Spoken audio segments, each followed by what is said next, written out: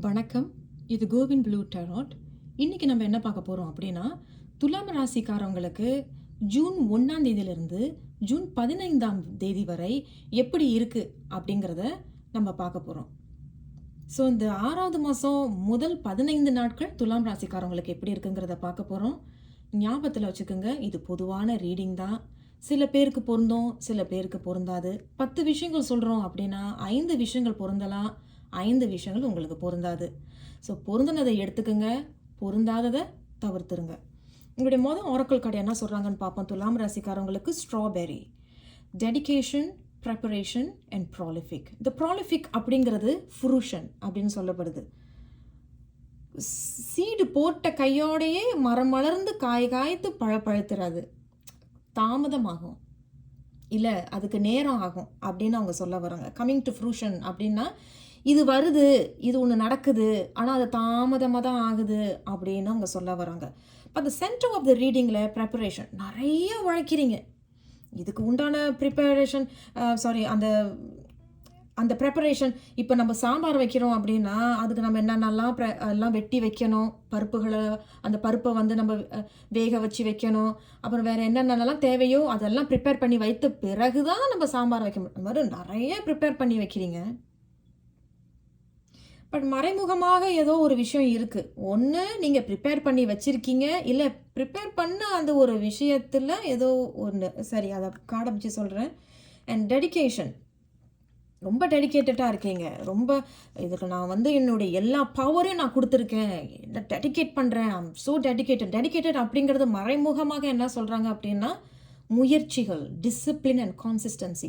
அப்போ தொடர்ச்சியாக ஏதோ ஒரு விஷயத்தில் நீங்கள் வந்து உங்களுடைய உழைப்புகளை போட்டுக்கிட்டே வரீங்க. இருந்தாலும் உங்கள் கார்ட்ஸ் என்ன சொல்கிறாங்கன்னு பார்ப்போம். துலாம் ராசிக்காரவங்களுக்கு 6வது மாதம் 15 நாட்களுக்கு உங்களுக்கு 6 கார்டு செய்தி வந்திருக்கிறாங்க. உங்களுடைய முதல் செய்தி என்ன சொல்கிறாங்கன்னு பார்ப்போம். 2 of Wands வந்திருக்கிறாங்க. ஓகே, உங்களுடைய இரண்டாவது கார்டு வந்து 7 of Cups வந்திருக்கிறாங்க. இங்கே King of Swords வந்திருக்கிறாங்க. Page of Pentacles. ஓகே, அப்புறம் 7 of Wands. உங்களோட கடைசி கார்டு வந்து 5 of Pentacles. இந்த பக்கம் வச்சா உங்களுக்கு தெரியும். ஓகே, ஒவ்வொரு விஷயமும் ஒவ்வொரு செய்தி சொல்கிறாங்க. ஏன்னா ஒன்றுக்கு ஒன்று ஒத்துழைப்பு இல்லாத மாதிரி இருக்குது. அப்போ ஏதோ உங்களுடைய வாழ்க்கையிலையும் ஏதோ ஒரு விஷயம் ஒத்துழைப்பு தரலை. நீங்கள் ஆமான்னு சொன்னால் யாரோ ஒருத்தவங்க இல்லைன்னு சொல்கிறாங்க, நீங்கள் இல்லைன்னு சொன்னால் இல்லை எனக்கு அது வேணும் அப்படிங்கிற மாதிரி இருக்குது. அது எந்த இதாக இருந்தாலும் சரி, தொழில் ரீதியாகவோ, உத்தியோக ரீதியாகவோ, குடும்ப ரீதியாகவோ, உறவு ரீதியாகவோ, சில பேருக்கு, சில துலாம் ராசி, சில துலாம் ராசிக்கு உங்களோட ஆரோக்கியத்தில் கூட அப்படி தான் இருக்குது. உட்கார சொல்கிறாங்க, நான் உட்காந்தா அப்போ தான் எனக்கு வந்து ரொம்ப வலி, ஏதோ ஒரு விஷயங்க, ஒத்துழைப்பு இல்லை, ஒற்றுமை இல்லை, ஏதோ உங்க சொல்கிறாங்க. இருந்தாலும் பார்ப்போம். 2 of Wands. ஒரு விஷயத்தை நல்லா திட்டம் போட்டு இருக்கு உங்ககிட்ட. ஆனால் ஏன் ஏக்கம், உங்களுக்குள்ளேயே ஏன் ஒரு சந்தேகம், உங்களுக்குள்ளேயே ஏன் ஒரு நம்பிக்கை இல்லை? ஓகே, இருந்தாலும் அவங்க சொல்கிற செய்தி தாங்க நான் உங்ககிட்ட சொல்கிறேன். நான் என் ரீடிங்கை சுகர் கோட் பண்ண மாட்டேன். சுகர் கோட் அப்படிங்கிறது என்னன்னா பூசி மூழ்கி உங்களுக்காக அப்படியே மறைச்சி சொல்கிறது கிடையாது. என்ன செய்தி அவங்க எனக்கு சொல்கிறாங்களோ அதுதாங்க நான் சொல்கிறேன். ஸோ 2 of Wands நான் டைரெக்டாகவே சொல்கிறேன். 1க்கு 2 பிளான் வச்சுருக்கீங்க. இது நடக்குமா, இது நடக்குமா, இது நடக்காதா, இல்லை இதாவது கிடைக்குமா அப்படிங்கிறது ஒரு ஏக்கம், ஒரு தயக்கம். ஒரு சில துலாம் ராசிக்காரவங்க கடல் தாண்டி போகிற மாதிரி இருக்குது. கடல் தாண்டி போகணுன்னு விருப்பப்படுறீங்க. இது வராதா, இது கிடைக்காதா அப்படின்னு ரொம்ப ஒரு ஏக்கம், ஒரு தயக்கம், ரொம்ப ஏங்குற மாதிரி இருக்குது. அண்ட் 2 of Wands வந்து உங்கள் கையில் சில பேருக்கு ஆப்ஷன்ஸ் இருக்குது. எனக்கு இது 2 ஆப்ஷன் இருக்குது, நான் எதை எடுக்கிறதுன்னு தான் எனக்கு தெரியல. அதுக்கு படி பார்த்தீங்கன்னா மறுபடியும் ஒரு குழப்பம். 7 of Cups, எதை எடுக்கிறது, எதை வைக்கிறது. 7 அப்படிங்கிறது ரொம்ப ஆடான ஒரு நம்பர். ஸோ இந்த குழப்பத்திலேருந்து அவங்க என்ன சொல்கிறாங்க அப்படின்னா, 7 விஷயங்கள் உங்கள் கண்ணு முன்னாடி இருக்குது அப்படின்னா, இந்த 7லேருந்து 3 தேர்ந்தெடுத்துக்கங்க. எது நான் சிறப்பாக செய்யவேன், எது நான் சிறப்பாக என்னால் வளர முடியும், எதில் நான் வளர்ச்சி அடைய முடியுங்கிறத அந்த 3 விஷயங்களை நீங்கள் எடுத்து ஒன்று படிப்படியாக செஞ்சீங்கன்னா கண்டிப்பாக அதில் ஒரு முடிவு இருக்குது அப்படின்னு சொல்கிறாங்க. ஏன் அப்படின்னா இங்கே கிங் ஆஃப் ஸ்வார்ட்ஸ். அப்போ இந்த குழப்பத்திலிருந்து எதெல்லாம் உங்களுக்கு தேவையில்லையோ அதை தட்டி ஓரமாக வச்சிடுறீங்க, தள்ளி வச்சிடுறீங்க, சிலதை வெட்டியே விட்டுடுறீங்க. இது எனக்கு தேவையே இல்லைன்னு you cut things out. And king of ஸ்வார்ட்ஸுங்கிறது கம்யூனிகேஷன். பேச்சு மூலியமாக சில விஷயங்களை தொடங்க ஆரம்பிக்கிறீங்க. சில பேர் தொடங்கியிருக்கீங்க, ஆனால் ரொம்ப கவனமாக செய்கிறீங்க. அப்போ கடல் தாண்டி போய் தொழில் செய்கிறதோ, கடல் தாண்டி போய் உத்தியோகம் பண்ணுறதுல கூட உங்கள் பேச்சு திறமையில தான் இருக்குது. துலாம் ராசிக்காரவங்க பொதுவாகவே கம்யூனிகேஷனில் சூப்பராக இருப்பீங்க. அது நேர்முகமாக நேர்மையான பேச்சாக இருந்தாலும் சரி, மெனிப்புலேஷன் அப்படிங்கிறது என்னன்னா அப்படியே ஒருத்தவங்களை அப்படியே கவர்ந்து பேசுகிறதுலையும் உங்களை அடிச்சிக்கவே முடியாது. ஸோ இது எல்லாருக்கும் அது நான் பொருந்தோன்னு நான் சொல்லலைங்க. சில துலாம் ராசிக்காரவங்களுக்கு இப்போ நான் சொன்ன செய்தி பொருந்தும். அப்போ உங்கள்கிட்ட ஒரு பேச்சு மூலியமாக ஒரு தொடக்கம் இருக்குது. அப்போ குழப்பம் அப்படிங்கிற ஒரு விஷயத்துலேருந்து வெளியே வரீங்க, முடிவுகளை எடுக்கிறீங்க. அந்த முடிவை எடுத்து ஒரு தொடக்கத்தை ஆரம்பிக்கிறீங்க.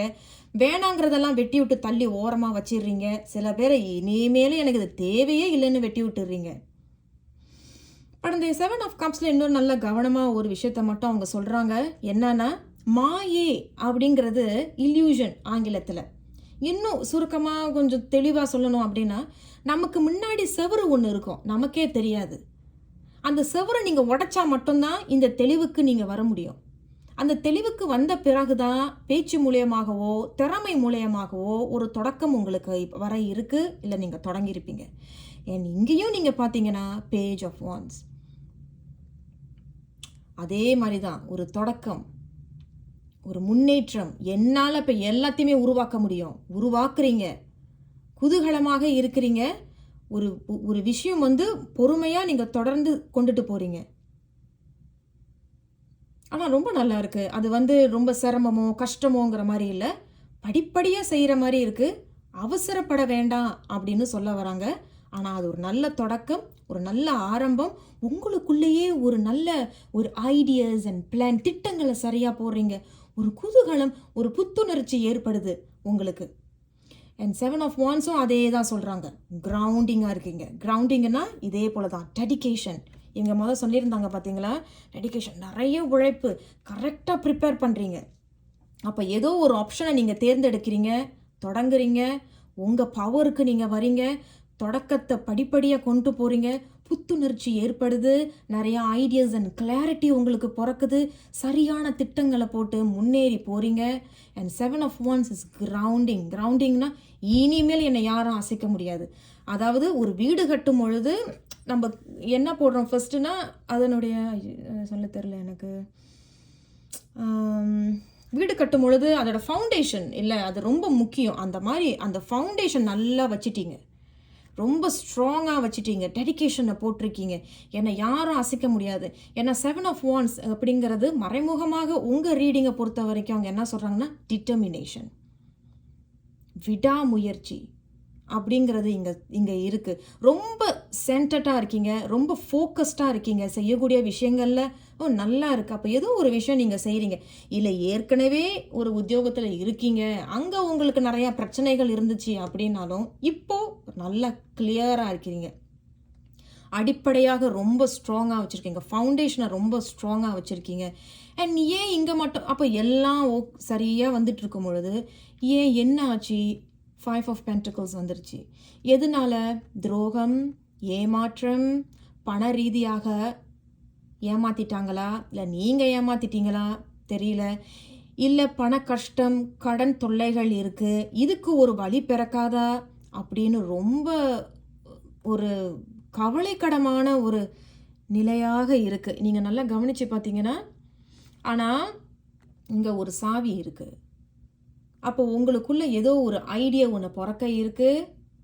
இருந்தாலும் நான் உங்களுக்காக இந்த கார்டை நான் இப்போது கிளாரிஃபை பண்ணுறேன். துலாம் ராசிக்காரவங்களுக்கு 6வது மாதம் முதல் 15 நாட்களில் அவங்களுக்கு 5 ஆஃப் பென்டிகல்ஸ் வந்திருக்கு. எதனால இந்த 5 ஆஃப் பென்டிகல்ஸ், என்ன செய்தி இருக்குது அல்லது என்ன அறிவுரை சொல்ல வரீங்க அப்படிங்கிறத பார்க்கலாம். ஓகே, 2 கார்ட்ஸ் உங்களுக்கு வந்திருக்குங்க. Oh my goodness. Okay, 8 of swords and 6 of lovers. Sorry, நான் ஏன் மை குட்னஸ் சொன்னேன்னா டப்புன்னு ஏதோ என்ன ஓங்கி அரைஞ்ச மாதிரி ஒரு செய்தி ஒன்று வந்திருக்கு. அதனால தான் இங்கே பார்த்தீங்கன்னா 8 ஆஃப், இந்த 8 அப்படிங்கிறது 4 சமநிலை. அதே தான் நம்ம வந்து சொன்னது போல், நீங்கள் ஒரு பக்கம் இழுத்தீங்கன்னா நான் இழுக்க மாட்டேன்னு ஒருத்தவங்க சொல்கிறாங்க. என்ன, ஒரு ஒத்துழைப்பு ஒற்றுமை தரலை. நீங்கள் ஒரு விஷயத்த சொல்லியிருப்பீங்க, அவங்க ஆமான்னு சொல்லிட்டு பின்னாடி உங்களையே குத்திருப்பாங்க. Back stabbing.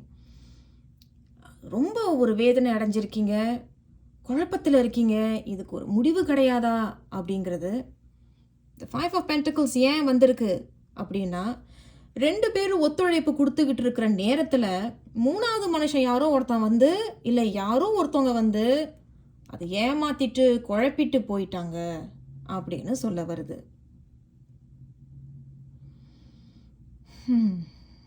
ஏன்னா 6ங்கிறதும் ஒரு ஈவன் நம்பர், 3. அப்போ ஒத்துழைப்பு கொடுக்குற இடத்துல 3வது மனுஷன் யாரோ வந்து ஏமாத்திட்டு போயிட்டாங்க, குழப்பிட்டாங்க.